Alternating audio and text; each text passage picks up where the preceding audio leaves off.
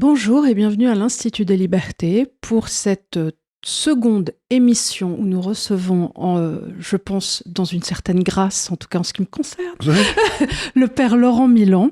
Je vous invite, si vous ne l'avez pas déjà fait, à regarder l'émission antérieure afin d'en savoir plus sur le père Milan, à reprendre un petit peu peut-être cette discussion semi-théologique. Et aujourd'hui, nous allons avoir le grand plaisir de parler avec le père Laurent Milan, qui est donc curé de Montfavet en Vaucluse, à côté d'Avignon, donc Montfavet. On va vous parler de ce sujet très intéressant qu'est le patriotisme. Et Charles, tu voulais dire un mot dans cette introduction ? Oui, je voulais dire quelque chose, c'est que la précédente émission du Père Milan avait eu un accueil assez favorable, un peu plus de 20 000 personnes l'avaient regardé, ce qui était très bien, et on avait eu beaucoup de demandes de faire plusieurs émissions, donc la décision a été prise par l'Institut des Libertés de sélectionner le Père Milan comme notre directeur spirituel, si j'ose dire, et on va faire des émissions avec lui sur des grands thèmes, parce qu'il y a quelque chose qui est tout à fait en train d'être perdu, c'est cet immense trésor de sagesse qui existait dans l'Église catholique, qu'on le veuille ou non, qui a duré quasiment 20 siècles à être monté. Les grands saints, saint Thomas d'Aquin, saint Augustin, etc., qui ont beaucoup réfléchi. Et on ne transmet plus cette connaissance ni aux enfants, ni aux adultes. On est maintenant dans une espèce de marxisme un peu bête. Donc, ce que je dis aux gens, c'est maintenant, on va essayer, avec l'Institut des Libertés et avec l'aide du Père Milan, de lentement, mais sûrement, on va faire une émission tous les 2 mois, ou je ne sais pas combien, où le Père Milan viendra, vous expliquera une idée importante à la lumière de ce que dit l'Église catholique, la sagesse, et puis on passera à l'émission suivante, comme ça au moins vous aurez un endroit, on sera 6 ou 7 émissions, où vous pourrez retrouver ces idées et détruire le logos actuel, dont vous savez que c'est mon ennemi, qui est fait pour vous empêcher de réfléchir. Alors mon père, re-bienvenue. Merci pour votre invitation à tous les deux encore. Et puis, donc aujourd'hui, on va parler du patriotisme, parce que dans cette espèce de logos imbécile, l'idée qu'on puisse aimer son pays, pour certaines personnes, c'est anti-chrétien. Alors est-ce que vous pouvez m'expliquer qu'ils disent qu'ils sont bêtes ? Ce qui est certain, c'est que je voudrais d'abord rappeler que l'Église va d'abord recueillir la sagesse humaine, naturelle, comme un fond. La grâce ne remplace pas la nature. Ça, c'est très important et c'est au cœur de tous les thèmes que nous aborderons et de la position de l'Église. C'est qu'on pourrait imaginer que, finalement, l'Église dise les réalités d'ordre naturel, on s'en occupe pas, ou alors elles sont mauvaises, elles sont sous la domination du diable ou je ne sais quoi, et puis nous, on se met à part dans un ordre religieux entre soi. Ce n'est pas le cas. La grâce et les mystères de la foi sont ancrés dans aussi les réalités d'ordre naturel, puisque l'auteur de la nature est Dieu, et de l'ordre naturel, c'est Dieu lui-même, et l'auteur de la révélation divine, chrétienne, spécifiquement chrétienne, c'est Dieu lui-même aussi. Donc Dieu n'étant pas schizophrène, c'est le même qui est auteur de l'ordre naturel et de l'ordre surnaturel. Et pour cette raison, vous verrez que beaucoup d'éléments de la sagesse humaine sont le socle, en quelque sorte, de l'enseignement de l'Église.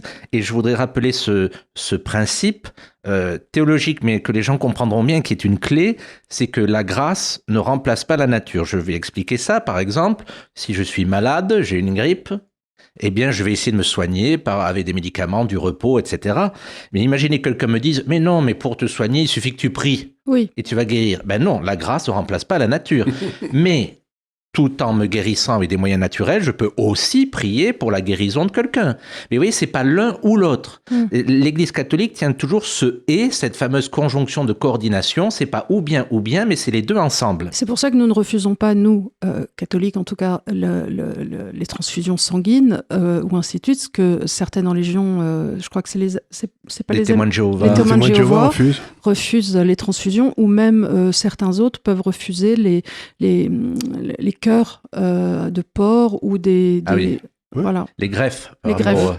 Parce que souvent, c'est le porc et le plus proche de l'homme. Le plus proche de l'homme quand on doit faire des greffes. Mais vous remarquerez que ces dernières années, l'Église se bat sur le terrain de questions d'ordre naturel qui peuvent être tout à fait partagées avec tout homme ou femme de bonne volonté. Parce que, par exemple, défendre la vie, n'est pas réservé aux chrétiens. Non, bien sûr. Ça relève simplement de notre nature humaine de défendre notre prochain, notre semblable, et surtout dans la dimension la plus fragile et la plus faible, dans le ventre de sa maman ou de celui qui est malade, ou du plus fragile. Donc voilà, je voulais dire en préalable que, parce que ça touche directement notre sujet du patriotisme, la grâce ne remplace pas la nature, et que donc, si la charité fait de tout homme mon prochain, potentiellement, et elle ne supprime pas en justice l'amour préférentiel pour les siens. Vous voyez, il faut arrêter de penser la foi chrétienne comme quelque chose qui supprimerait ou qui serait contre nature. Donc vous voulez dire que, si je dis dans le fond, j'aime bien le monde entier, mais dans le fond, mes enfants, mes petits-enfants ou ma famille, mes frères et sœurs, j'ai une petite préférence, ça c'est pas mal, ça peut être accepté ça. Non, parce que je pense que c'est pas une petite préférence qu'il faudrait que vous ayez. Oui, vous devez avoir une grande préférence pour les vôtres. Une grande préférence, pourquoi ? Déjà la nature même de l'amour, c'est que l'amour par définition est préférentiel. Ouais. Voilà, et c'est pas parce que, et il vaut mieux d'ailleurs, parce qu'imaginez un mari qui ne préfère pas sa femme à sa voisine, ça posera problème. Voyez, et là on est mari de la voisine en tout cas. Voilà. Donc, mais ça veut dire aussi que concrètement, c'est le sujet dont nous allons parler maintenant. Le patriotisme est une question de justice. Donc, dans l'ordre non pas la justice légale, mais la vertu morale de justice. À savoir, pour chacun d'entre nous, dans cette qualité morale qui va consister à rendre à chacun ce qui lui est dû, le bien qu'on lui doit. Voilà. Et c'est dans cette vertu générale de justice, rendre à chacun ce qu'on lui doit, respecter son bien, le bien de l'autre, c'est la vertu dans laquelle la volonté, nous avons une volonté ferme et constante de rendre à chacun ce qui lui est dû, c'est donc dans la relation aux autres. Et donc, nous sommes dans cet ordre-là, c'est là-dedans que nous allons comprendre le patriotisme. Et le patriotisme, donc d'abord, peut-être allons-nous distinguer dans cette vertu de justice, rendre à chacun ce qui est dû, nous devons la dette principale, parce qu'il y a une dette, ici on ne va pas parler de la dette financière et économique. Bien sûr, non, mais une dette morale. Mais il y a une dette morale, et notamment une dette morale vis-à-vis de ceux de qui nous recevons la vie. Donc, ultimement, Dieu lui-même, qui est le créateur de nos existences et de nos vies, et la justice que nous devons lui rendre à Dieu, la gratitude que nous devons lui rendre, ça s'appelle la religion. La religion, c'est la forme de justice que nous devons à Dieu en réponse au don de la vie qu'il nous a fait. Et c'est le retour de gratitude, et c'est juste. Il est juste de remercier Dieu pour le don de la vie qu'il nous a fait. Et dans l'ordre naturel, cette justice envers Dieu, par laquelle on rend à Dieu le juste culte. Donc la réponse à Dieu, c'est un culte. Pour chrétiens, pas simplement rituel, mais un culte existentiel, le culte de notre cœur, l'amour de notre cœur. Eh bien, ce retour vers Dieu par rapport au don que nous avons reçu, don gratuit de l'existence, il est immérité pour chacun d'entre nous, ça s'appelle la religion. Mais cette vie qui ultimement vient de Dieu, elle nous est transmise par nos parents. Donc il y a aussi en justice une gratitude que nous devons avoir envers nos parents qui nous ont transmis la vie. Et ça s'appelle la piété filiale, et c'est aussi une vertu. Si on va vers les 10 commandements, il y a le premier qui dit tu respectes Dieu, et le deuxième c'est tu respecteras ton père et ta mère. Je sais plus c'est le quatrième commandement. Et effectivement, le patriotisme est rattaché au quatrième commandement, honore ton père et ta mère. Et or, la patrie, c'est là où est enterré ton père, ta mère et tes ancêtres. Et donc, le troisième niveau de justice vis-à-vis de ceux envers qui je dois quelque chose, c'est la mère patrie. Car nos parents sont nés et nous ont transmis la vie dans un cadre culturel avec un héritage et qui nous a donné notamment la langue pour parler. Cette langue, elle est héritée, on ne la construit pas chacun à chaque génération. Donc, nous avons hérité d'une langue, d'une culture, d'une vision du monde, etc. De racines. De racines. Et donc, très justement, on peut parler de mère patrie. Et donc, la vertu par laquelle, en justice, on rend un culte à la mère patrie, on a ce retour de gratitude vis-à-vis de la mère patrie, ça s'appelle le patriotisme. Et j'insiste, c'est une vertu morale. C'est une vertu morale, c'est-à-dire que dans beaucoup de civilisations, comme chez les Chinois par exemple, il y a le culte des anciens. Et le culte des anciens, si je comprends bien ce que vous dites, dans le fond, c'est pas très loin du patriotisme, quoi. C'est un peu ce dont on vient. Exactement, c'est la notion de piété filiale, et on sait par exemple chez Confucius et toute la civilisation qui en est issue, enfin chinoise, il y a comme au fondement de cet ordre social la piété filiale. La piété filiale. C'est-à-dire là où il n'y a plus de piété filiale, il n'y a plus de piété envers Dieu, il n'y a plus de piété envers la patrie et tous ces fondements. Le respect des vieux, ça je le vois très bien quand je suis en Asie, c'est que les gens me regardent avec sympathie, parce que maintenant je suis vieux, alors que dans le fond, en France... Tu n'es pas vieux, tu as juste les cheveux blancs. Oui, c'est parfait, elle est bien cet enfant. Mais vous avez encore des cheveux. J'ai encore des cheveux, oui. C'est mieux que la plupart des... Donc je veux dire par là, c'est qu'il y a... C'est une espèce, le patriotisme, c'est un petit peu ce qui nous relie, ce que disait ma chère mère. Dans le fond, elle disait, moi, je donnais la main à ma mère, et puis j'ai donné la main à mes enfants. Donc c'est une espèce de liaison comme ça, au travers du temps, de chaîne qui se donne, de transmission qui se donne. C'est ça le patriotisme. Exactement. Enfin, la patrie, il faut rappeler ce que ça veut dire. On va peut-être distinguer quelques mots justement pour ne pas les mélanger, et puis surtout pour leur donner notre définition, pour que ce ne soit pas d'autres. On va y revenir sur la question de la guerre du langage, c'est-à-dire que quand vous voulez changer les idées, vous commencez par interdire des mots ou à changer le sens des mots. Donc je voudrais qu'on commence par repréciser le sens des mots sur patrie, nation, peuple et État pour faire des distinctions qui nous aideront, je pense, à y voir plus clair. Mais la patrie, c'est la terra patrum en latin, c'est la terre des pères, la terre des ancêtres. Là où votre père est enterré. Exactement. Et au-delà du territoire, ça ne se réduit pas à un territoire, ça veut dire le patrimoine matériel et immatériel, spirituel dont nous héritons. C'est ça au sens le plus global. La patrimoine, ça veut dire ce qui vient du père. Eh oui, et la patrie, patrimoine, nous sommes exactement dans cette idée d'héritage, de transmission. C'est-à-dire que dès que nous naissons, nous recevons en héritage, en quelque sorte, une somme de culture, une somme d'histoire, etc., par le simple fait de naître. Ce que va développer d'ailleurs le concept de nation. Et justement, je voudrais qu'on n'oppose pas patrie et nation, qu'on fasse des distinctions, mais sans les opposer. Parce que amour de la patrie ou amour de la nation, au final, c'est la même chose. Mais donc la patrie, pour distinguer de la nation, ça mettra d'abord plutôt en valeur la dimension de patrimoine transmis, et encore j'insiste bien, patrimoine à la fois matériel, pas seulement territorial, pas simplement charnel, mais aussi spirituel, immatériel, toute une culture, une mémoire collective, etc. Donc le patrimoine, une partie du patrimoine pour la France, c'est ce qu'on appelle l'héritage chrétien ou catholique. Ça fait partie. Exactement. Ça fait partie de cette espèce de chose qui nous a porté depuis des siècles. Exactement, même. Mais quelque part, la gastronomie. Le bœuf bourguignon, la choucroute, la blanquette font partie d'un patrimoine. Bien sûr, il est immatériel et il fait partie de nos racines. J'ai un petit-fils qui est américain, mais qui est des tendances françaises assez nettes. La première des choses qu'il a fait quand il arrive des États-Unis, c'est qu'il se précipite pour acheter du saucisson. Oui. Mais ça c'est hérité, si j'ose dire. Oui. Mais ça fait partie effectivement de ce patrimoine hérité. Donc surtout ne pas réduire la patrie à un territoire. Ça serait totalement insuffisant pour comprendre ce qu'est la patrie. Après, on peut distinguer donc la nation plutôt. Donc, vous voyez, encore une fois, c'est toujours sous des aspects différents, mais c'est très proche. Il ne faut pas opposer la nation plutôt considérée comme communauté d'identité. Une communauté d'identité qui, au départ, est fondée, je dirais, sur une ethnie commune ou prépondérante, qui va produire une culture commune, et qui va avoir, par le développement de sa vie, une histoire commune et un destin commun. Alors c'est drôle cette histoire de nation, parce qu'on a récemment travaillé autour d'un livre d'héritage d'histoire française, et il y avait une très nette opposition entre les Gaulois, souviens-toi, et les Francs. Et au fur et à mesure, les différents peuples se sont plus ou moins rattachés à nos ancêtres les Gaulois ou nos ancêtres les Francs. Mais on a quand même trouvé à la source cette antinomie. Et par ailleurs, des gens comme Michel Onfray vont vous dire « La nation française n'existe qu'à compter de la Révolution française. C'est la Révolution française qui donnera ses lettres à la nation. » Donc je voulais vous faire réagir sur ça, parce que pour moi, il me semble que c'est faux.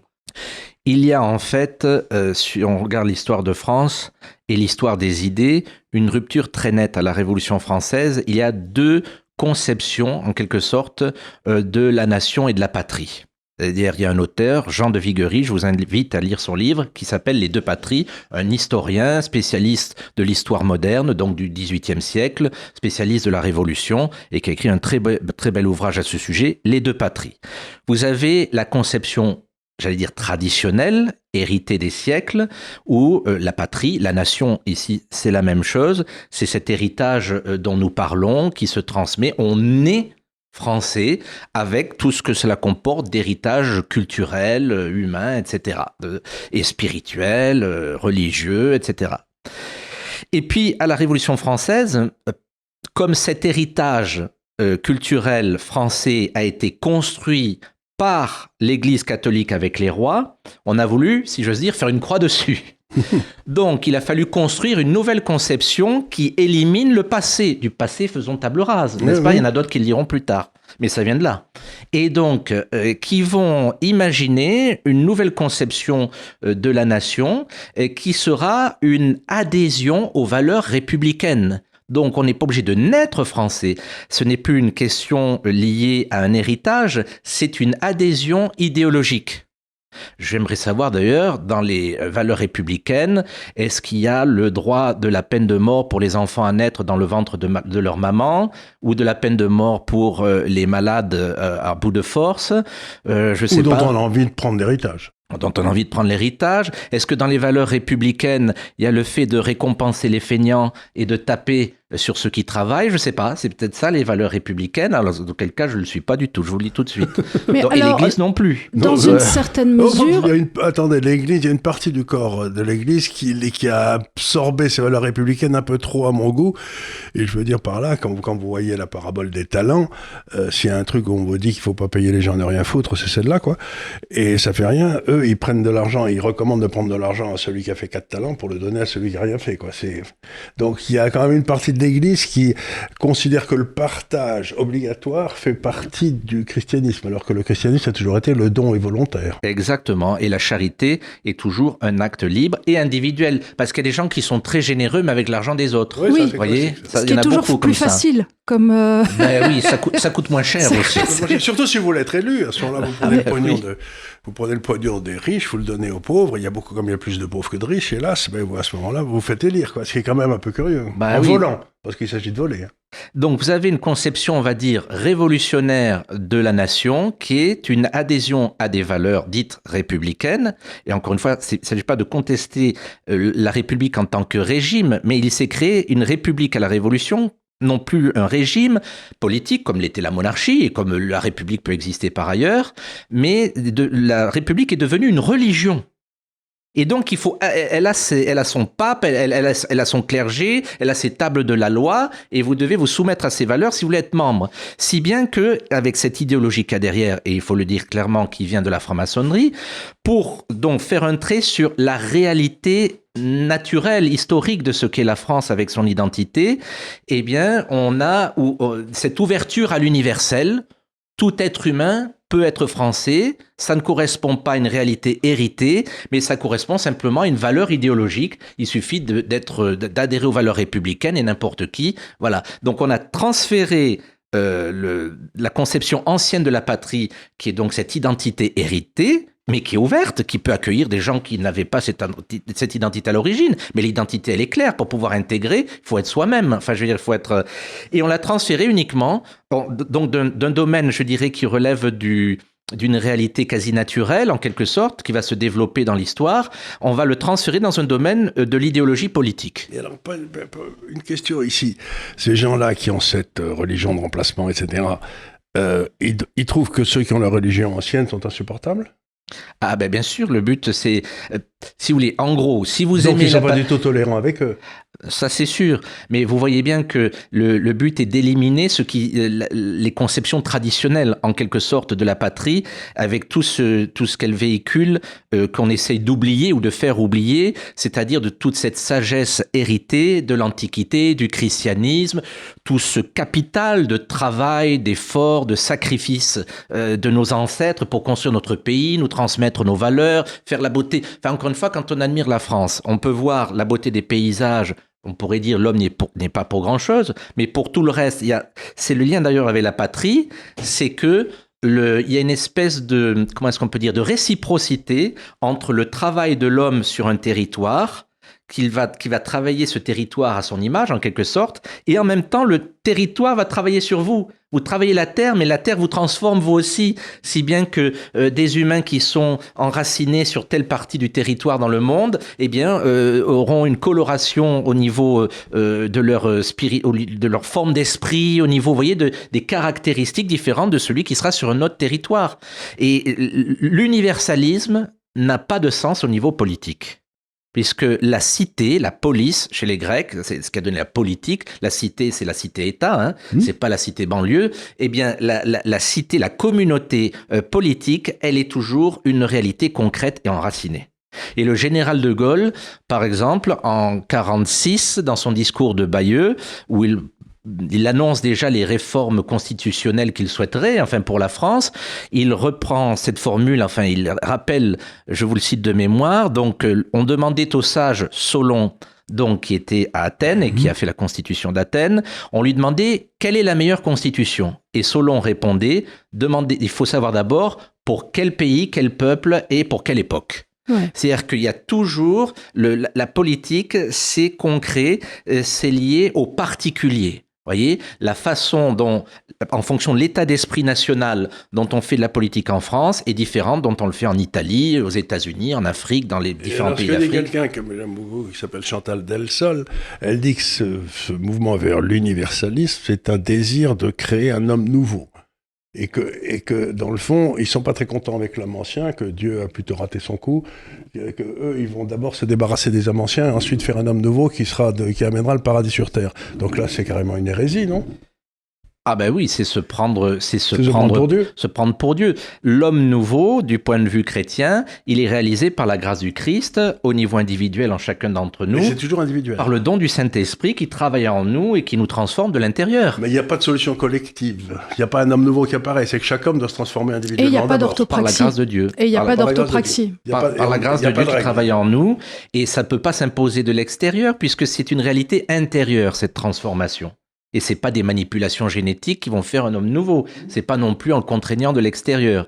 Et donc, je crois que vous voyez tout ce qu'il y a derrière cette idée de patrie, de patriotisme, de nation, c'est très important. Et j'insiste pour dire, ne nous laissons pas piéger par les mots. Il y a quelques années, François Mitterrand au Parlement européen avait dit la patrie, c'est légitime, c'est l'amour le patriotisme, c'est légitime, c'est l'amour de la patrie, mais le nationalisme, c'est la guerre. C'est faux. Le nationalisme, c'est l'amour de la nation. Et la nation, elle n'exclut pas. Elle est une communauté d'identité, de culture, d'histoire, et que nous devons faire respecter. Et nous avons le droit de continuer cette identité. C'est un droit naturel. Et c'est ce que dans le procès de Jeanne d'Arc, il y avait un moment qui m'a toujours beaucoup amusé, c'est quand les mecs conchons demandent à Jeanne d'Arc, alors Dieu préfère les Français aux Anglais, et Jeanne d'Arc répond, il préfère les Anglais en Angleterre et les Français en France. C'est-à-dire que là, c'est exactement ce que vous dites, c'est-à-dire qu'il y a une nation anglaise qui est une réalité, il y a une nation française qui est une réalité, et Dieu les aime bien toutes les deux. Et chaque nation avec son caractère et son génie propre. C'est ça qui fait la richesse. C'est une espèce de pensée faussement, égalitariste et qui est injuste, qui voudrait finalement supprimer toutes ces différences, alors que c'est cette diversité des nations avec leur caractère propre qui fait la richesse du monde et que le bon Dieu a voulu créer. Le bon Dieu crée, et on le voit à travers la nature, les fleurs, les paysages, etc. C'est la diversité qui montre la sagesse de Dieu dans la création. Donc vouloir tout niveler par le bas avec des... Ou par le haut, ou pour faire un état. Oui, alors...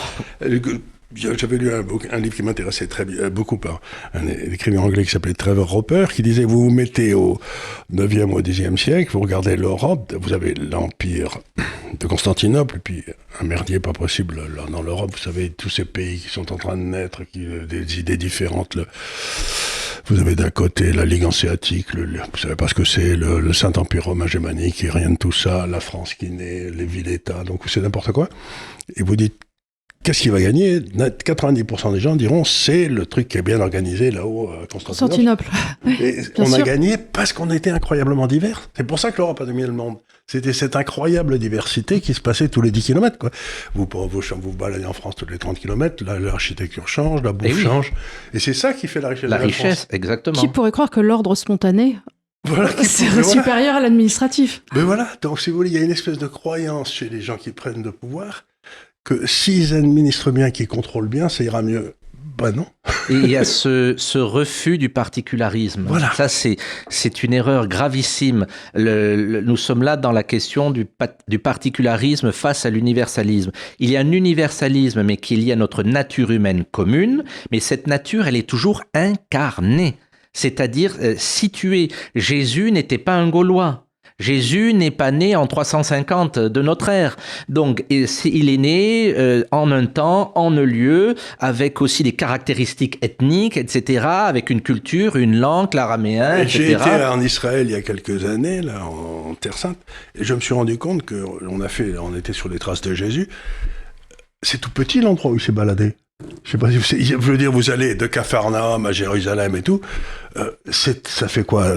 Ça doit faire 30 km sur 40, quoi. Je veux dire, il a passé sa vie dans un tout petit espace géographique, on se dit. Enfin, il a passé 3 ans dans un tout petit... Pour son ministère public, oui. Où il a prêché, avec ça, il était dans les déserts, il est resté il était à Jérusalem, je sais pas ce qu'il a fait. Mais il y a eu extraordinaire, c'est de voir à quel point le territoire sur lequel Jésus a prêché était petit. Il ressemblait à la Provence. Moi qui suis provençal, on y retrouve toutes les caractéristiques de la Provence, si bien que nos crèches provençales sont très ressemblantes de la réalité historique. Voilà, Ce sont des très beaux oliviers. Le jardin des oliviers est vraiment très émouvant. Et puis les petits santons, ils sont très mignons. Je me souviens quand j'étais enfant, j'aimais beaucoup les crèches. Donc la nation, la patrie... Et le peuple. Il faudrait distinguer le peuple, car là aussi, il y a une nouvelle conception.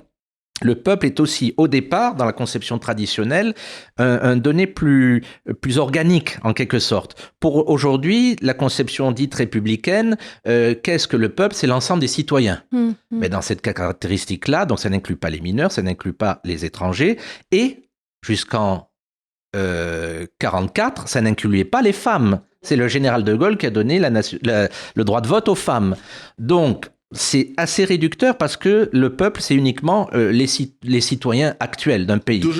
D'aujourd'hui. Alors que le peuple, il faut le concevoir comme l'ensemble de ceux qui constituent la nation, c'est-à-dire ceux du passé, dont nous héritons, les morts, c'est parti de ceux du présent et ceux à venir, les générations à venir.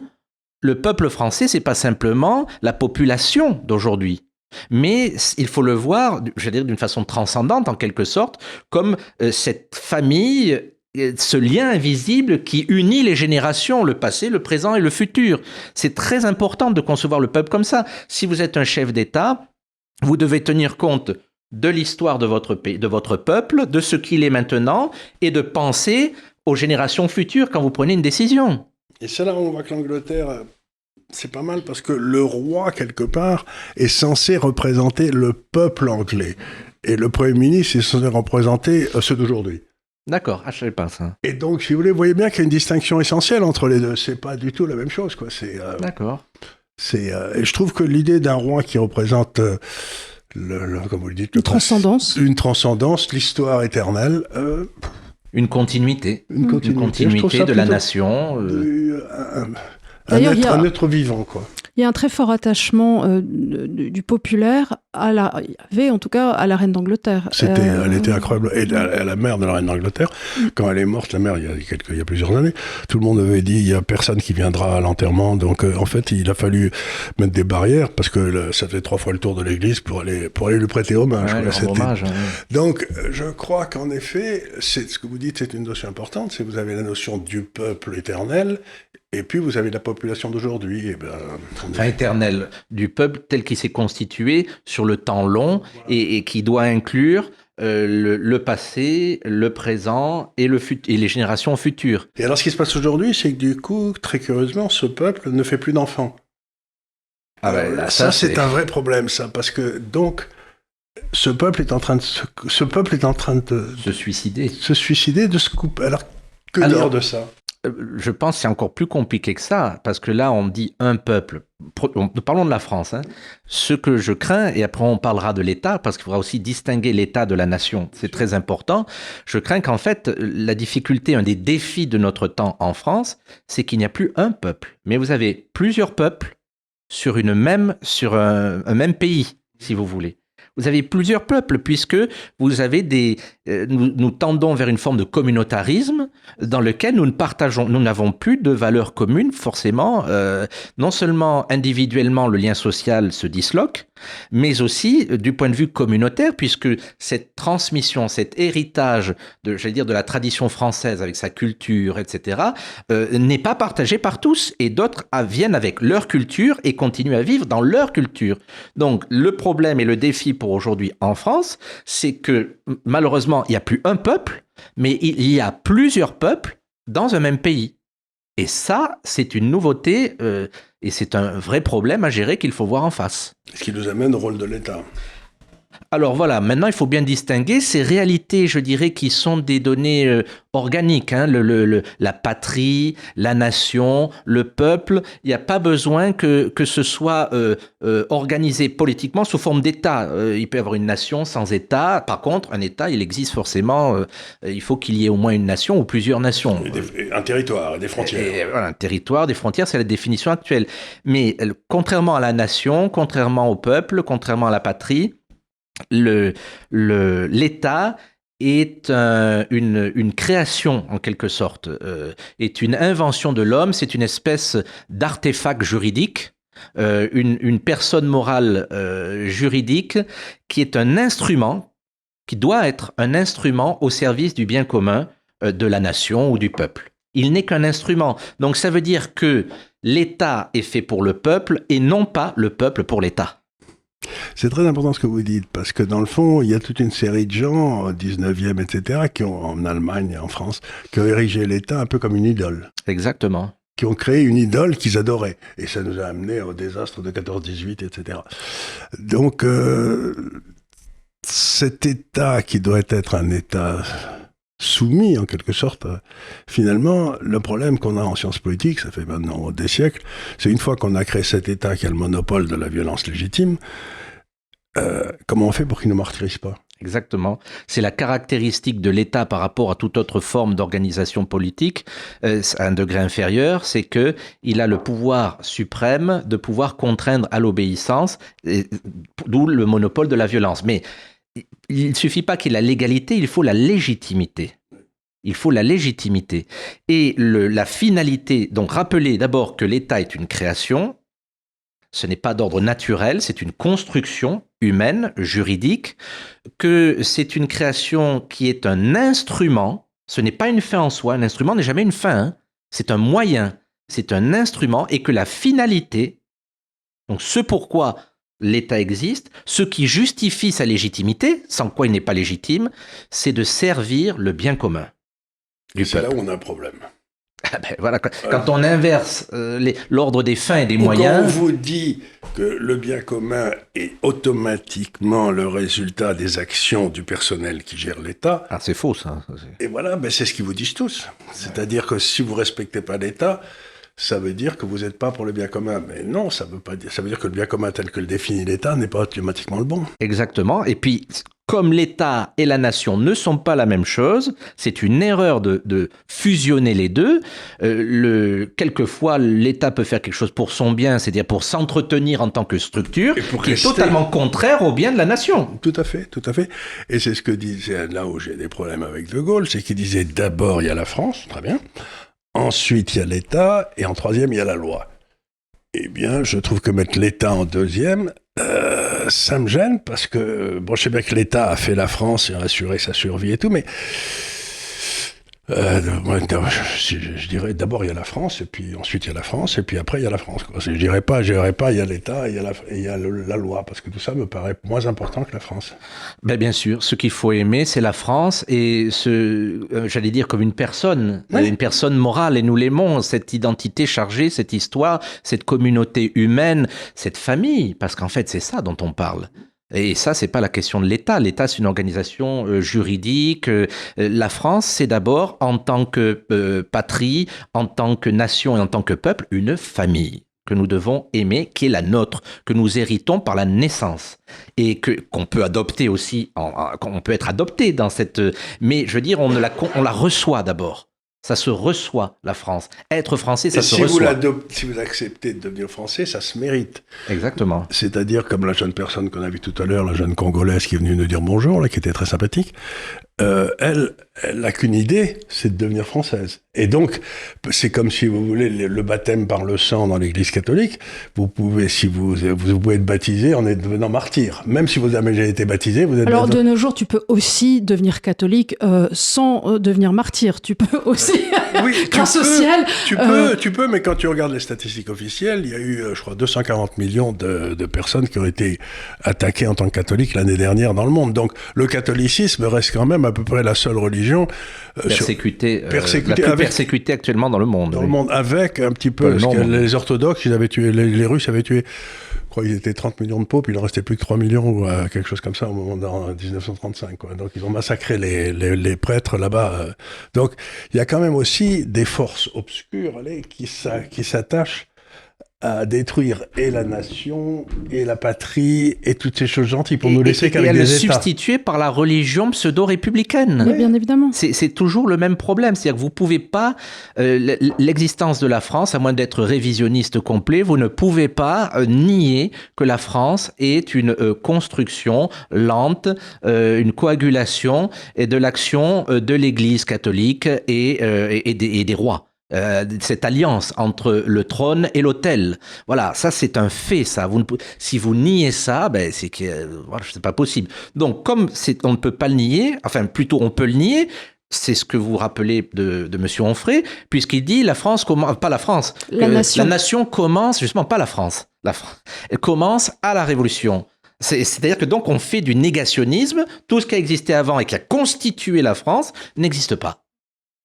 Et je me souviens plus de l'auteur de ce livre et qui revenait justement aux Gaulois et aux Celtes, et très clairement la nation existait avant. La nation aussi, pour la plupart des historiens, existe à partir de Bouvines. Voilà. C'est-à-dire la victoire de Philippe Auguste, où c'était les bourgeois de Paris qui sont sortis pour aller mettre une branlée aux chevaliers allemands.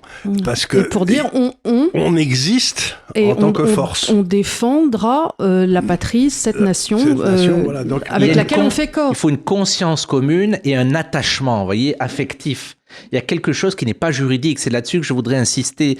On ne devient pas français par des papiers. La conception actuelle confond la citoyenneté et la nationalité. Je veux dire, on donne des papiers, puis vous êtes français, alors que vous ne parlez pas français, vous n'aimez pas la France, ni rien du tout. Être français, ça correspond à le fait de porter en soi, d'aimer et d'essayer de vivre cette identité, ce capital, encore une fois, de valeurs, de culture, voilà, que dont nous héritons. D'ailleurs, c'est quelque chose que l'on peut entendre dans les médias, c'est dire, j'ai entendu ça chez certains politiques, qui disent que vous êtes des Français de papier. Mais c'est vrai, quelquefois, des gens ont reçu leur papier, mais malgré tout ne font pas corps avec l'idée de patrie et l'idée de nation. Exactement. Et c'était exactement le contraire de celui qui a écrit La promesse de l'aube. De Romain Gary. De Romain Gary, il disait, c'était un juif ukrainien, il disait « Je n'ai pas une goutte de sang français en moi, mais la France coule en moi ». Voilà. Et ben c'était un homme, si vous voulez, il a fait Normandie-Yémen, il a fait, je veux dire, il était plus français que n'importe qui. Donc, quelque part, en effet, je pense que la France, c'est presque une histoire d'amour. Vous devez aimer ce pays. J'aimerais qu'on revienne quand même à l'idée, donc là, tu as soulevé Romain Gary, et ça nous ramène à Renan. Donc Renan, qui nous ramène à nos amis de l'Est, Coustel de Foulanges et ainsi de suite. Et ça ramène l'idée quand même, dans quelle mesure, comme vous parlez du lien d'attachement et des racines qu'on peut avoir antérieurement, et on voit dans certains milieux identitaires cet attachement qu'on peut avoir à cette notion de français de souche, dans quelle mesure la volonté... Je préfère héritage, la France c'est un héritage. Alors, mais dans quelle mesure la volonté de l'homme peut se substituer, ou en tout cas être supérieure à ses racines historiques. C'est-à-dire qu'aujourd'hui, Madame Congolaise que vous avez vue dans la rue, est-ce que par sa simple volonté, elle peut devenir quelque part une aussi bonne Française que un Bourguignon depuis 18 générations ? Si elle rentre dans cet héritage, c'est-à-dire si elle l'aime, si elle se l'approprie, mais ce qui suppose qu'elle quitte aussi, c'est un deuil à faire pour elle, qui sera plus facile sans doute pour ses enfants qui seront nés ici, qu'elle quitte, qu'elle perde, qu'elle accepte ce deuil d'une autre identité. Un peu comme le baptême de Clovis, brûle tes anciennes idoles. Exactement, et c'est une préférence. À un moment donné, je reviens sur cette métaphore du mariage, mais à un moment, je veux dire, quand vous vous mariez, vous trouvez que votre femme est très belle et vous l'aimez, il y a sans doute d'autres belles femmes qui existent dans le monde, mais c'est celle-là, et puis voilà. Donc choisir, c'est renoncer. Bien sûr. Voilà. Donc si on choisit la France, on doit préférer la France et on doit faire le deuil et renoncer à d'autres identités parfaitement légitimes. Mais voilà, c'est une question de loyauté. Est-ce qu'on peut avoir deux identités ? Moi, je ne crois pas. Vous ne croyez pas ? Je ne crois pas, d'autant plus qu'elles peuvent être contradictoires. Imaginez que on se trouve dans une situation où deux pays, je ne sais pas moi, je suis franco-algérien. Bon, si je suis franco-algérien, puis nos deux pays rentrent en guerre, alors je serai quoi, moi ? Vous comprenez, c'est pas possible. À un moment donné, voilà, je ne crois pas à une double identité. Ça s'appelle la schizophrénie. Hein, oui, c'est une belle formule. Choisir, c'est renoncer. Et en effet, choisir, c'est renoncer, c'est-à-dire... C'est un acte d'amour. Si je préfère, je suis prêt à sacrifier autre chose. Voilà. Choisir, c'est renoncer. Donc et la préférence n'est pas la haine, ça c'est très important. On a le droit, c'est la nature même de l'amour, c'est ça qu'il faut répéter. L'amour est préférentiel, il est électif. Je veux dire, et si j'aime quelqu'un ou que je préfère quelqu'un, ça ne veut pas dire que je déteste les autres, en aucune façon. Et c'est toute l'idéologie actuelle qui, à mon avis, est criminelle pour nous empêcher de vivre ce patriotisme, cet amour de notre pays sain, de vouloir toujours le culpabiliser, y ajouter une connotation raciste, y ajouter une connotation de je ne sais pas quoi négative. Mais vous noterez qu'il n'y a plus d'amour dans rien. Justement, si quelque chose aujourd'hui, les jeunes souffrent d'un désamour de tout. Ils n'ont même pas d'attachement pour autrui, le mariage étant, à part chez certains catholiques, qui désormais se réveillent, mais les jeunes aujourd'hui souffrent d'un désamour d'espoir et ils ne s'attachent plus à rien. Ils n'ont plus de figures politiques auxquelles être attachés, ils n'ont plus de petites amies auxquelles être attachés, ils n'ont plus de familles auxquelles on leur dit d'être attachés. Ils flottent. Oui. Ils flottent, mais c'est en même temps... Et on leur dit qu'être patriote, c'est être xénophobe. Donc, Mais face à la civilisation de la mort, comme disait Jean-Paul II, celle qui met en valeur une culture de la mort, nous devons promouvoir en tant que catholiques, encore une fois, comme le disait Saint Jean-Paul II, une civilisation de l'amour. Et l'amour, c'est le lien. Et l'amour, c'est la vie. Et l'amour, c'est la vie. C'est la transmission de la vie en particulier. Donc nous, en se battant pour la patrie, pour l'amour de la France, nous nous battons pour une civilisation de l'amour. Voilà. C'est intéressant parce qu'en français, qui est quand même une belle langue, quand les Français dans les campagnes vous disaient... Franchement, je pense que c'est la plus belle. Hein. Oui, moi aussi. Il est de mon pays. Ça voulait dire deux choses. Ça voulait dire qu'il était de mon village, mais qu'il était français aussi. C'est-à-dire qu'il y avait, dans l'expression populaire, il y avait avoir un pays... C'était un Français qui était du même village que vous, quoi. C'était rigolo. Donc cette expression de pays, ça recouvrait à la fois la particularité du petit village et puis le fait que c'était la France, quoi. Et c'est le réalisme de l'incarnation, encore une fois, c'est antérieur à des questions juridiques. De même que le fait d'être dans une famille, de naître de parents, d'avoir des frères et sœurs, des liens familiaux, ça ne se choisit pas, ça s'hérite. Ça s'assume et après ça se développe, mais c'est pas une question juridique, les liens familiaux. Vous voyez ce que je dis ? Eh bien, c'est du même ordre, à mon avis, analogiquement, au niveau de la nation, de la patrie, du peuple, etc. Alors parlez-moi du contrôle également du langage par cette nouvelle religion.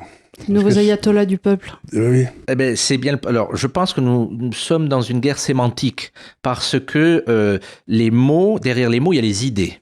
Donc, sûr, quand vous voulez attaquer une idée, vous discréditez le mot ou vous éliminez le mot pour que l'idée disparaisse à terme.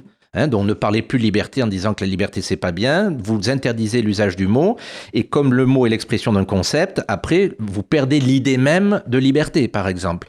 Donc j'invite nos auditeurs à vraiment ne pas se laisser piéger, c'est une question j'allais dire de stratégie guerrière. Il y a, de mon point de vue, nous sommes dans une espèce de combat, de guerre dans lequel d'un côté vous avez des mondialistes avec leur conception apatride du monde, qui voit les intérêts non plus au niveau des relations humaines, mais peut-être du profit qu'ils peuvent en tirer à leur niveau. Et puis, vous avez justement les peuples et les nations, qui sont le cadre naturel, en quelque sorte, de l'existence humaine, le milieu d'épanouissement des personnes. Je vous arrête ici une seconde, mon père. Ces mondialistes, en fond, les peuples, les nations, les pays, c'est là où les gens trouvent leur solidarité. Donc, quand ces mondialistes ont en face de vous, en face d'eux, de ces gens qui sont bien organisés en comité, en club de rugby, etc., ils ont des vrais ennemis. Mais si vous réussissez à les atomiser complètement, qu'ils soient tout seuls, donc c'est pas le profit, c'est le désir que nous soyons tous seuls face à un immense Moloch. C'est pour la servitude, c'est pour nous asservir. C'est pour nous asservir individuellement. Comme dans le fond, nous, on cherche à libérer les gens individuellement, eux, ils cherchent à nous asservir individuellement. Et pour ça, il faut qu'ils cassent les structures de liaison. Exactement, c'est ça, casser les structures de liaison, exactement. Ils ont admirablement réussi avec la famille, avec le couple et avec... l'école maintenant. L'école, bien sûr, depuis un bon moment, depuis mai 68, avec les structures locales et avec l'Église et avec la patrie. Et avec même quelque chose comme les mairies. Autrefois, le maire, le maire, c'est celui qu'on allait voir quand ça marchait pas, mais maintenant il dit je peux rien faire parce que je fais partie d'une communauté de communes. Machin. Mais comme c'est une guerre, il faut avoir de la stratégie, c'est-à-dire qu'il ne faut jamais aller sur le terrain de l'ennemi parce que ça lui est favorable. Donc on n'est pas obligé, d'accepter les concepts que nous impose l'autre. Voilà, donc moi j'ai rappelé ici, j'ai redéfini de façon, je pense, assez traditionnelle des concepts de base et si importants de patrie, de nation, de peuple et d'État, dans le sens, et je ne vois pas pourquoi on m'imposerait un autre sens que celui-là qui peut se justifier historiquement. Voilà, et donc dire... Alors quels sont les mots qu'on doit refuser? Dis-moi tout là. Quels sont les mots de nos ennemis? On doit refuser leur qualification, leur définition du patriotisme comme quelque chose de rance, de la nation comme quelque chose d'étatique. Voilà, c'est ça, de chauvinisme, de crypto-raciste, de je sais pas quoi. Il faut arrêter ça. De xénophobie qui serait reliée, toute notion de patrie serait xénophobe. Et ensuite, il faut simplement dire, écoutez, on va définir les mots. La patrie n'est pas une sémantique négative. C'est-à-dire, à chaque fois, ils minorent les termes et ils les associent. Ils font du reste pareil avec le terme de libéralisme. Que n'avons-nous entendu d'ultralibéralisme, de néolibéralisme, afin de nous couper de nos racines antérieures et de nous couper de tout substrat libéral et de nos quelque part, des fondateurs, des grands penseurs. Si j'ose dire, le plus grand libéral, comme j'ai essayé de le prouver à plusieurs reprises, c'est le Christ, donc, qui est chercher le salut individuel et non pas des idées collectives. Parce que il nous incite à la liberté et à la responsabilité individuelle. Le salut, c'est le consentement libre de la personne à la grâce que Dieu nous propose. Voilà. Est-ce que j'ai essayé d'expliquer aux gens? J'ai eu une réunion récemment. J'aurais dit que Huntington, il disait qu'il y a toutes les civilisations qui n'ont qu'un seul but, c'est la survie du groupe. Si vous voulez, du groupe, de l'État, de la vie, etc. Et la seule qui est complètement différente des autres, c'est la civilisation chrétienne parce qu'elle a comme but le salut individuel. Donc d'un côté, il faut sauver le groupe à tout prix, et de l'autre côté, il n'y a que le salut individuel qui nous motive. Donc on a été une civilisation tout à fait exceptionnelle où la recherche du salut individuel a amené à des avancées prodigieuses. Mais il faut le dire, ça aussi. Oui, je suis bien d'accord. Mais il y a donc des ennemis, j'allais dire, du patriotisme, de la nation, de l'amour de la nation, mais je pense que ça a produit... Alors là, il faudrait demander peut-être à ceux qui nous écoutent si certains ont des compétences historiques, sociologiques, pour trouver vraiment, et peut-être votre opinion aussi, savoir cette haine de soi. Ce qui est la caractéristique, qui est le fond en quelque sorte. On a développé depuis quelques années, après la Seconde Guerre mondiale, on a développé en France, parce que ça n'existe pas ailleurs. Si, ça existe en Angleterre, ça existe aux États-Unis. Le mouvement woke est né de cette haine et de cette volonté de créer l'homme nouveau, ce qui est toujours la haine de soi. La haine de soi, vous l'avez en Angleterre, vous l'avez aux États-Unis, vous l'avez en Allemagne. Vous êtes obligé, à partir du moment où vous dites je vais créer un homme nouveau, vous êtes obligé de dire que l'homme ancien était nul et qu'il faut le piétiner. Oui. Et quand ce wokisme, qui est un littéralement woke, ça veut dire se lever, se réveiller. Donc c'est véritablement un réveil du peuple. Et ça, c'est toujours quelque chose que les gauchistes ont eu de chevillé au corps, depuis Rousseau et depuis avant, c'est de dire quelque part, la société est bonne et l'homme, et il est perverti, l'homme est perverti par cette même société. Alors que nous, raisonnons naturellement bon, mais c'est la société qui le pervertit. Alors que nous, catholiques, nous savons que l'homme est relativement un petit peu nul, et parfois, certains d'entre nous, on est capable d'un geste un petit peu plus farouche, et parfois... Mais on sait qu'on est pécheur, le mal passe en nous. Parfois de génie, mais très rarement. Sinon, on essaie de faire nos vies et, ma foi, de se débrouiller un peu au jour le jour. On essaie. Mais le péché originel n'est qu'une blessure sur notre nature. C'est une blessure, mais ça n'est pas une corruption de notre nature. Nous ne sommes pas mauvais. Dans le sens où, parce qu'il faut quand même nous rappeler que nous sommes créés à l'image de Dieu. Bien sûr. Et le mal, c'est en fait la privation d'un bien. Donc au départ, Dieu crée toute chose bonne parce qu'il est bon, tout ce qui sort de lui est bon, et dans un temps second, le mal vient de la corruption d'une réalité bonne. Par exemple, la maladie, c'est quoi? C'est la privation de ce bien qui est la santé. Mais ce qui au départ est voulu et constitué par Dieu, c'est la santé. Et la privation de la santé, c'est un mal. Mais nous, tous les jours, nous pouvons essayer de faire le bien. Mais bien sûr. Tous les jours, je peux m'élever en me disant, mais aujourd'hui, je choisis le bien. Ça ne veut pas dire qu'on y arrive, mais il faut savoir... Avec la grâce de Dieu, pour un chrétien, nous sommes libérés de ce poids du péché, nous sommes en quelque sorte, élevés, comme vous dites, tirés vers le haut, par la grâce de Dieu. Il y a donc une coopération, c'est pas moi tout seul sans Dieu, c'est pas non plus Dieu tout seul sans moi, c'est ensemble, c'est une coopération entre l'action de Dieu et nous-mêmes qui nous transforme de l'intérieur. Cette coopération, il faut qu'elle soit volontaire de manière. Exactement, on n'est pas des pantins, on n'est pas des machines. Donc le bon Dieu suscite notre liberté. Et inversement, si on ne vient pas le chercher, ça n'arrivera pas tout seul non plus. On ne va pas se réveiller un jour... Donc, après, vous savez, le bon Dieu, dans sa providence, il veut faire feu de tout bois. C'est-à-dire le Seigneur essaye de rejoindre tout homme, quel qu'il soit, où qu'il soit, quelle que soit sa condition, quel que soit son parcours. Et c'est pour ça d'ailleurs que Judas s'est suicidé, c'est qu'il n'y a pas cru. Il n'a pas cru à la miséricorde de Dieu, qu'il pouvait être pardonné, qu'il pouvait changer. C'est ça qu'il a condamné. Ah, oui. C'est qu'il n'a pas cru à ça. Mais peut-être pour conclure, on pourrait voir des actes concrets de résistance, si j'ose dire, pour continuer la France. Parce que la France, elle continue à travers ceux qui la vivent, à travers les Français, ceux qui veulent continuer. Alors déjà, faire des enfants. Bah oui, il faut qu'il y ait des Français, il y a quand même une guerre démographique, un pays qui n'a plus d'enfants, ça c'est évident. Et si vous n'avez pas d'enfants, vous pourriez rien transmettre. Exactement, c'est la fin de la transmission. Et c'est pas par les appels extérieurs que va se transmettre ce patrimoine dont on a parlé, puisque ce patrimoine, il se transmet de façon vivante dans la chaîne des générations.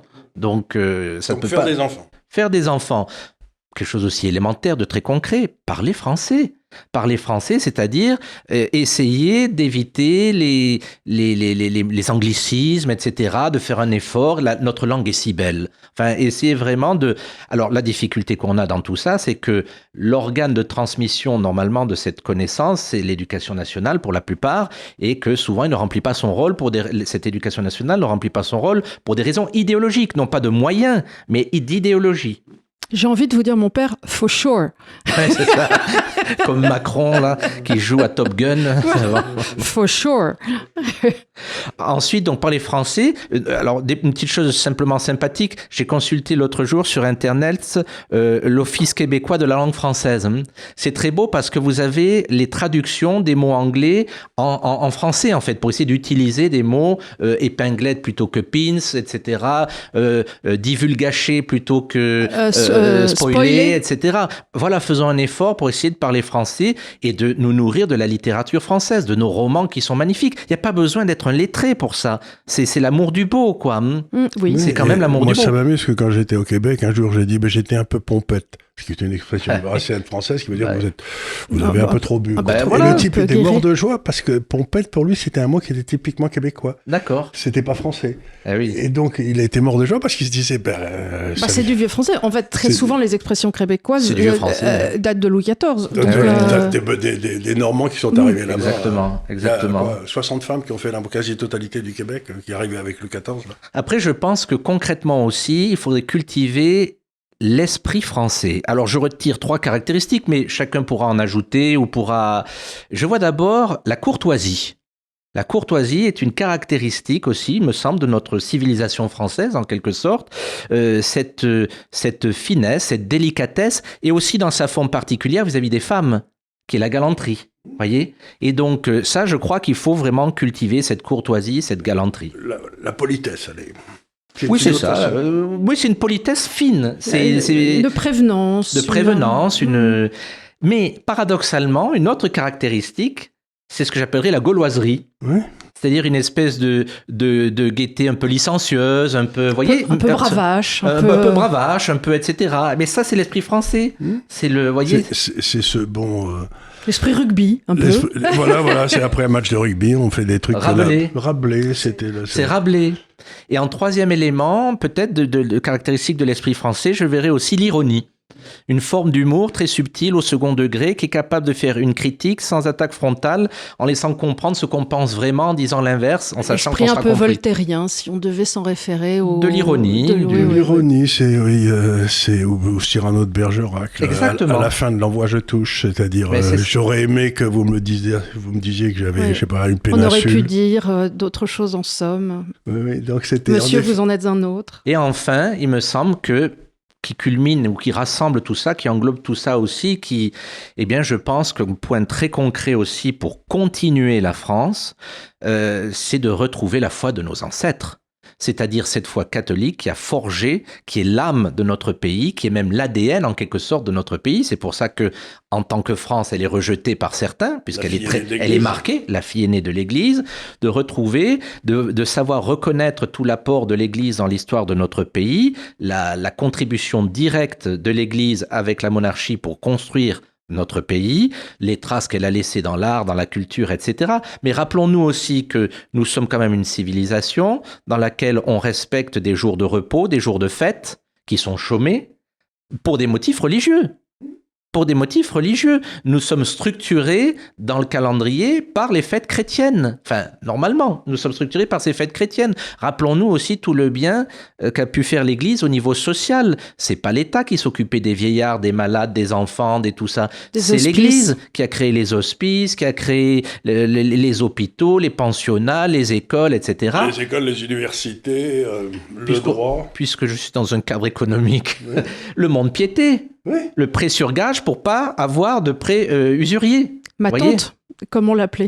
Ma tante, je ne savais pas. Ah oui, parce que quand on allait prêter, en tout cas à Paris, qui est dans le Marais, là, souvent on avait un peu honte. Alors on disait je vais chez ma tante. Je vais chez ma tante. D'accord. Ça voulait dire je vais au Voilà, j'ai le prêt au Mont-Piété. On va poser les bijoux de famille. Voilà, et alors pour ceux qui ne connaissent pas, l'usage voulait vous amener votre collier de perles, on vous prêtait 200 francs et vous aviez en général 2-3 mois pour ramener l'argent ou alors les bijoux étaient vendus. Et alors évidemment, vous n'en tiriez pas, imaginons que le collier vaille en marché 800, mais c'était 200 que vous pouviez avoir tout de suite pour payer une crêpe. Et en même temps, le vendant 800, ça permettait de continuer à prêter à tout le monde pour maintenir la société en...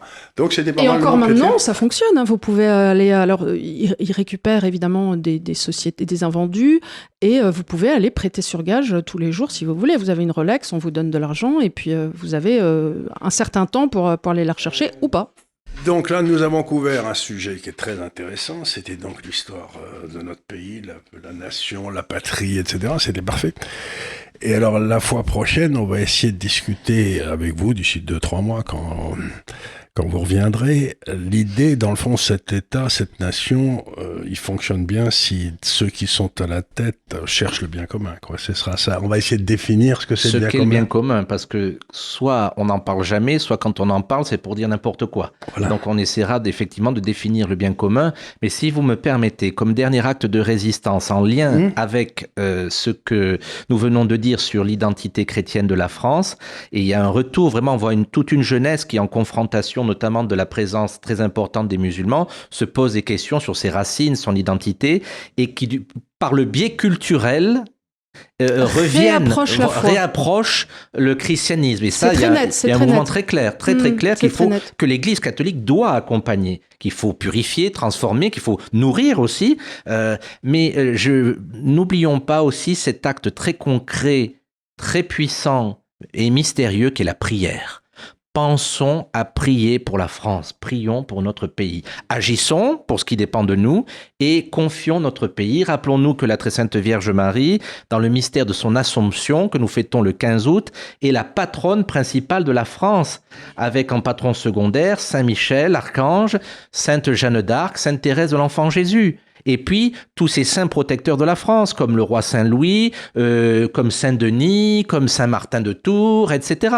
Voyez, nous avons aussi toute la famille, comme on le disait, la famille française. C'est pas simplement les vivants d'ici et maintenant, c'est aussi tous nos ancêtres qui prient pour nous, pour notre pays, les saints canonisés par l'Église que je viens de citer, mais aussi les anonymes, tous ces milliards, je pense, de Français, ceux qui ont existé avant nous et qui veulent que la France se continue tant que nous sommes en pèlerinage sur la terre. Après, nous nous retrouverons tous dans la patrie commune qui est le paradis éternel, mais en attendant et en raison du réalisme de l'incarnation, nous devons aimer et servir notre pays ici et maintenant, pour le transmettre. Ouais, c'est très bien. Voilà. Vous me donnez presque envie d'applaudir, mais on ne va pas le faire parce qu'on est entre nous. Mais j'applaudis dans ma tête. Voilà. J'applaudis. Donc, merci. Donc, on va essayer de faire ces émissions une fois tous les 2 mois ou quelque chose comme ça, de façon à ce que vous puissiez transmettre à ceux qui nous écoutent. Moi, j'essaye de leur transmettre les domaines où je connais un petit peu avec Emmanuel, l'économie, la philosophie, etc. Bon. Mais vous avez cette espèce de trésor de l'Église que vous, si j'ose dire, votre devoir maintenant, c'est de le transmettre. Donc, et je pense que peut-être cette façon de le transmettre qui est peut-être un tout petit peu plus efficace que le prêche du dimanche. Non, les deux ont une efficacité. Se complètent. L'avantage qu'on a ici, c'est de bénéficier de vous, donc des 200 000 personnes, bon un peu plus maintenant, 400 000 oui, sur notre chaîne, ce qui permet de toucher un public plus large. Et vous aussi, dans ce message de foi et d'espérance, essayez d'en parler autour de vous. Si vous avez aimé cette émission, parlez-en à vos amis, visionnez-la ensemble, posez-vous les questions qu'on s'est posées entre vous. Et posez des questions au père. Posez les questions au père aussi. Parlez-en avec vos enfants, parce que moi, c'est des choses dont j'essaie de parler désormais avec les miennes qui sont grandes, parce que poser des questions sur sa propre foi, sur la façon dont on s'inscrit dans ce patrimoine éternel qu'est notre France, et comment on va transmettre les uns aux autres. Je trouve que c'est une belle question à se poser en famille et pour s'inscrire dans un temps plus long. Voilà. Eh bien, merci de me permettre de le dire. Merci au Père Milan d'être venu à notre rencontre une fois encore. Et n'hésitez pas à poser vos questions, on les retransmettra et on essaiera encore une fois il va y avoir le truc, vous pourrez poser des questions et le Père Milan, il pourra aller répondre directement à vos questions si vous en avez. Si vous en avez. Et nous, on vous dit encore une fois, à très bientôt pour une nouvelle émission dans la joie et la bonne humeur. Et vive la France. Et vive la France. Nous voulons. Merci beaucoup.